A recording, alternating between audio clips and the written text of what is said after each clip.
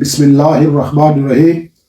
آج ہم ڈرائیونگ کے بارے میں یا ڈرائیونگ کے جو خطرات ہیں اس کے بارے میں بات چیت کرنا چاہتے ہیں۔ تو ہمارے ساتھ ہمارے مہمان جو ہیں وہ حافظ محمد سعید الازہری صاحب ہیں، جو لاہور کی ایک مشہور و معروف تعلیمی درسگاہ سے فارغ التحصیل ہے۔ 2-3 ماشاءاللہ ایم اے بھی حافظ صاحب نے کیے ہوئے ہیں، الازہر یونیورسٹی سے بھی فارغ التحصیل ہے اور برطانیہ سے بھی تعلیم یافتہ ہیں۔ تو حافظ صاحب میں خوبی یہ ہے اس ٹاپک میں بات کرنے کے لیے کہ حافظ صاحب نے جو برطانیہ کے ڈرائیونگ کی کتاب ہے جو انگریزی میں ہے، اس کا اردو میں اور عربی میں ترجمہ کیا، اور اس کے بعد اردو، عربی اور پنجابی میں سیریز تیار کی۔ تو اس لیے ہم چاہتے ہیں، اور حافظ صاحب تقریباً 25 سال سے یہ تھیوری جو ہے ڈرائیونگ تھیوری وہ پڑھا رہے ہیں، تو ہم چاہتے ہیں کہ ہم ان کے علم سے فائدہ اٹھائیں، ان کے تجربے سے فائدہ اٹھائیں۔ جی حافظ صاحب، آپ ٹریفک کے بارے میں یہ موٹے طور پہ بتائیں، اور جو سڑک یوزر ہیں وہ کس طرح خود بھی خطرے سے بچ سکتے ہیں اور دوسروں کو بھی بچا سکتے ہیں۔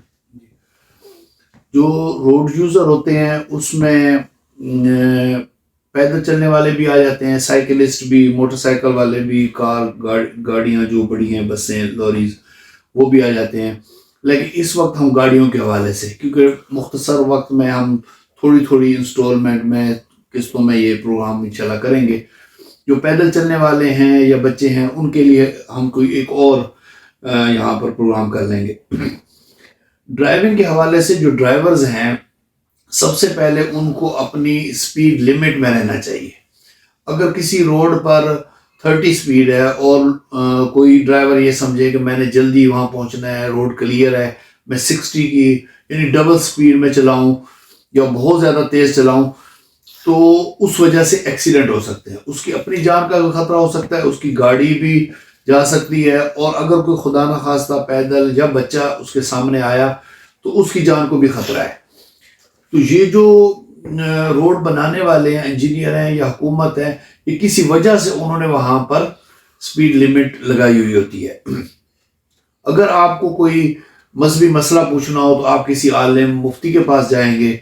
اگر آپ کو کوئی جسمانی پرابلم ہو، کوئی بھی کسی قسم کی بیماری ہو، آپ ڈاکٹر کے پاس، کنسلٹنٹ کے پاس جائیں گے۔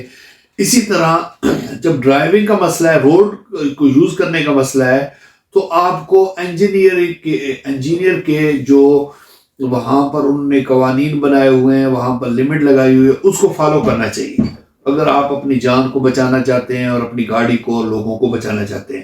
تو اس لیے سپیڈ لمٹس کو فالو کرنا یہ لازمی ہے۔ دوسرا، ویل اہیڈ پلاننگ، یہ ضروری ہے۔ یہ نہیں کہ آپ کی نگاہ صرف جہاں پر گاڑی جا رہی ہے وہاں تک ہو، بلکہ آپ کی نگاہ دور تک ہونی چاہیے۔ اگر بچے فٹ پاتھ پر ہیں تو ان کو ہو سکتا ہے وہ سڑک پر جلدی آ جائیں کھیلتے کھیلتے، یا بال اس پر آ گئی روڈ پر، تو آپ گیند کو دیکھتے ہی پہلے ہی اپنی سپیڈ کو کم کر لیں، کیونکہ بچے پھر اس بال کو لینے کے لیے بغیر روڈ کو دیکھے روڈ پر آ سکتے ہیں۔ تو اپنی سپیڈ لمٹ سے بھی کم کر دیں۔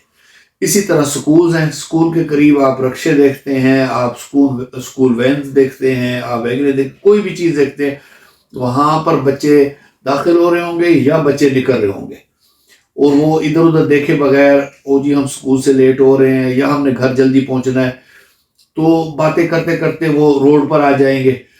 آپ یہاں بھی سکول سائنس دیکھیں، سکول کی وینیں وغیرہ دیکھیں، آپ محتاط ہو جائیں، اپنی لمٹ سے بھی کم سپیڈ کر لیں، تاکہ اگر بچہ یا کوئی ان کو اٹھانے والا کوئی بزرگ وہ اگر روڈ پر آ جاتا ہے تو آپ احتیاط کریں۔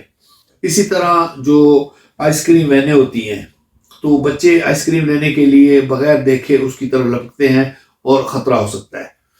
آخری بات یہ ہے کہ آپ کی گاڑی اگر اس کے ٹائر ٹھیک ہے تو وہ پھسلے گی نہیں، بارش میں وہ ٹھیک رہے گی، بریک صحیح لگ جائے گی۔ اگر خدا نخواستہ بچہ آ بھی گیا ہے بغیر آپ کے دیکھے تو بریک صحیح لگے، اس کے لیے آپ بریک چیک کروائیں، بریک آئل چیک کروائیں ہمیشہ، اور اپنے ٹائر وغیرہ گاڑی کو اچھی جگہ سے صحیح طریقے سے چیک کروائیں، تاکہ وہ بریکوں کے ٹائم میں وہ ٹھیک بریکیں لگ سکیں، باقی وہ صحیح چل سکے، موٹر وے پر چلنے کے قابل ہوں، ایکسیڈنٹ سے بچا جا سکتا ہے۔